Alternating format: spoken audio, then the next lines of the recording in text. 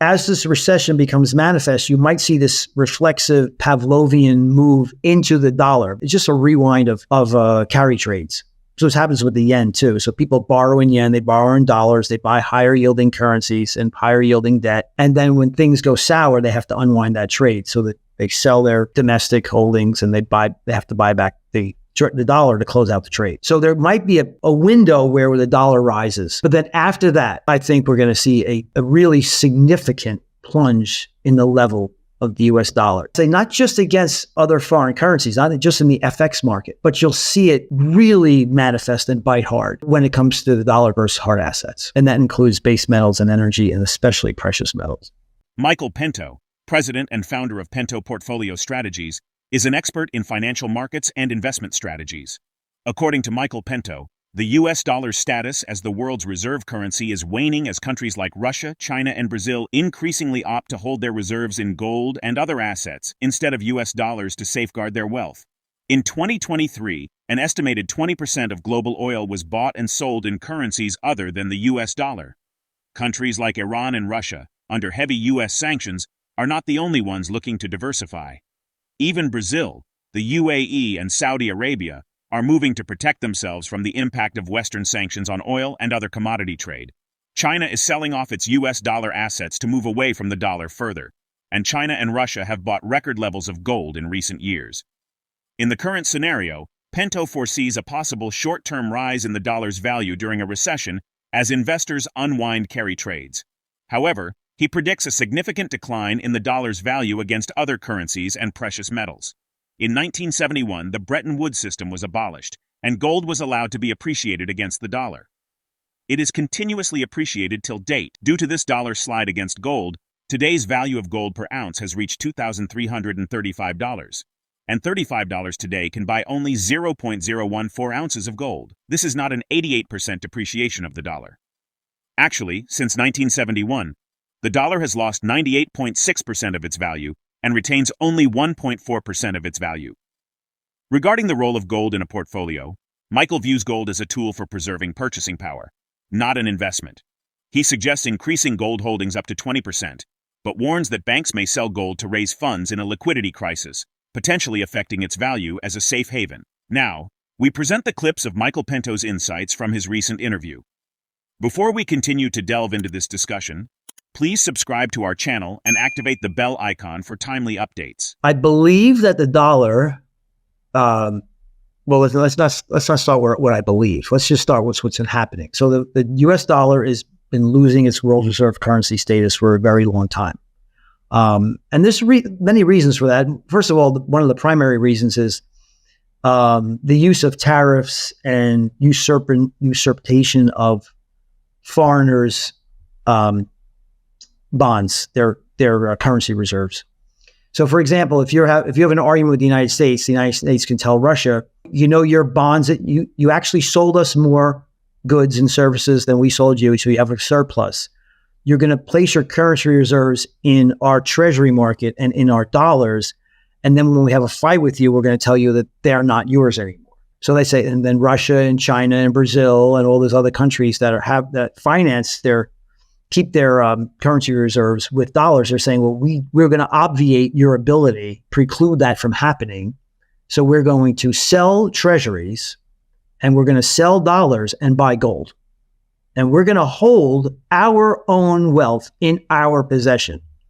And that is exactly what's happening it's not new. It's not a new phenomenon. I then think as this recession becomes manifest, you might see this reflexive Pavlovian move into the dollar because it's just a rewind. It's just a rewind of carry trades. So this happens with the yen too. So people borrow in yen, they borrow in dollars, they buy higher yielding currencies and higher yielding debt. And then when things go sour, they have to unwind that trade so that they sell their domestic holdings and they have to buy back the dollar to close out the trade. So there might be a window where the dollar rises. But then after that, I think we're going to see a really significant plunge in the level of the US dollar. I'll say not just against other foreign currencies, not just in the FX market, but you'll see it really manifest and bite hard when it comes to the dollar versus hard assets. And that includes base metals and energy, and especially precious metals. And no, I don't sell gold. I'm not in the gold business. So there are times when I have no gold in my portfolio. I always start with 5% gold that you should have in your physical possession, because gold is not an investment. So you just when you thought I was a gold pimp, I am not pimping gold. All right. I am telling you that gold is not an investment. What gold does is maintains your purchasing power. It keeps your standard of living. Whatever you put there, that's your standard of living. You'll never be I don't care what happens with the currency. I don't care what happens with the country, with the banking system. Your purchasing power never will change. Now, an investment is something that earns you money above the rate of inflation. And that's not what gold does. It just maintains your standard of living. So I start with 5% of your net worth. That's what should be held in your purview. And then as an investment, I toggle between 0 and 20. Right now, I'm 10%. The one caveat I will tell you, Julia, is that if we go into sectors 1 and 2 is where gold really thrives. It also thrives in sector 5. It hates sector 4. Gold hates sector 4. Because then when you have a healthy growth and healthy reflation, there's no reason to own gold. It's a healthy economy and real interest rates are positive. Nobody wants to own gold. There's no reason to own gold. But gold loves 1 as long as it's not a liquidity crisis. Because if and when a liquidity crisis comes, then you will see banks dump their assets, all of them, and that includes gold. So it just becomes a funding source. During the interview, Michael Pento warned that a future recession could be exacerbated by America's high deficit and recent inflation spikes. He predicts that traditional remedies like rate cuts and QE might not prevent rising long-term interest rates and could lead to stagflation. The longest and deepest U.S. Treasury yield curve inversion in history, a key bond market signal of an upcoming recession, could be nearing its end. Several Wall Street firms expected a recession to occur last year because of higher borrowing costs, but continued economic resilience defied those projections. Economists polled by Reuters this month expect the U.S. economy will keep expanding over the next 2 years. Most bond strategists polled by Reuters earlier this year said the curve was no longer a reliable recession signal. Despite potential short-term relief from a surprise 50 basis point rate cut, Michael warns it could lead to higher long-term bond yields and more complex economic issues. Let's get back to the interview. Do you know when the recession does arrive, if the business cycle hasn't been abrogated and annulled forever and ever, amen, which I don't think it has, we're going to have another recession. Julia, do you know that the deficit is going to be $4 to $6 trillion? The annual deficit? Oh, wow. Yeah. Oh, wow. Yeah. Oh, Yeah. wow. Well, how the heck are we going to afford? So America is an insolvent nation, and we're just coming across inflation that was 20%. We're just getting over that rate of change of 20%, which is a record high for this country. It was 9 officially. I get it. But you don't believe that because you're way too bright. You know, and everybody else knows that home prices are up in the last 4 years by 47%. That ain't 9. And food prices are up 40%. That ain't 9. And insurance is up 20-something%. It ain't 9. So don't say 9. It's 9 because the trim, mean, hedonically adjusted, substitutionalized, bastardized CPI is 9%. Was 9%. Now it's, 3. Congratulations.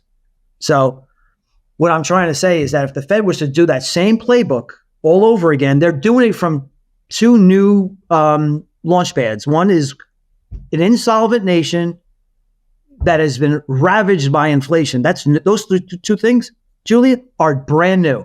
So go ahead and slash interest rates to 0. Go ahead and go back into QE. Go ahead and launch helicopter money. And you tell me, what does the 10-year note do, Julia? Does it stay at 4%? Or does it say, whoa, I know where this is headed, buddy. I know what's happening here. You can never conquer inflation. I think the 10-year note can rise. That's new. Because the salve, the mollifying agent here to remediate a recession is to bring interest rates down artificially by printing a bunch of money. What if you do it this time and it doesn't happen? I think the odds are significant that it doesn't on the long end of the yield curve. Yeah, I had this conversation this morning with one of my employees. The contention was, well, maybe they'll cut and they'll save the real estate market. And I told her, I said, well, wait a second. You know where the 10-year note is right now, right? And if you look at LIBOR and 10-year note, so far, LIBOR 10-year note, that's where the mortgage rate's priced off of. It's already 4.2%, 4.18 to be exact. The free market has, Powell's rate cuts have already been very well telegraphed. No one is going to be surprised by these handful of rate cuts that are coming.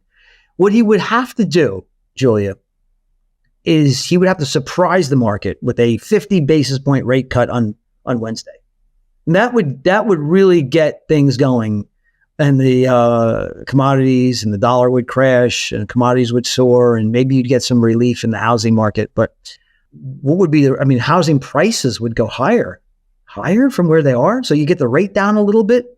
And then, the salient danger here is that the 10-year note the yield goes up. So the price goes down, the yields go up. Not too long after the Fed starts down that road. That's what I really, so you have the re-inversion of the yield curve where the Fed funds rate would go down. So the money markets rates would go down, but anything priced off the long term, the long duration bonds would go up in yield, and that's not going to help out. So the remediation or the salve is gone away when the long end of the yield curve doesn't respond the way they think it should. Now the Fed could do something on a twist and just buy the heck out of everything that's long duration. Can you imagine the ramifications for the currency if that was to happen? They're going to go out and start gambling on 30-year bonds and buying all financing all their debt there. Would be paying, the interest rate would be, $2 trillion that we're paying. The interest expense would be, $2 trillion a year. There's just no easy way out of this, Julia. From an economic standpoint, as the national debt is projected to surge by an additional $20 trillion over the next decade, the likelihood of severe stagflation, echoing the 1970s, increases. In such scenarios, gold remains a crucial safe haven investment, offering protection against inflation and economic instability.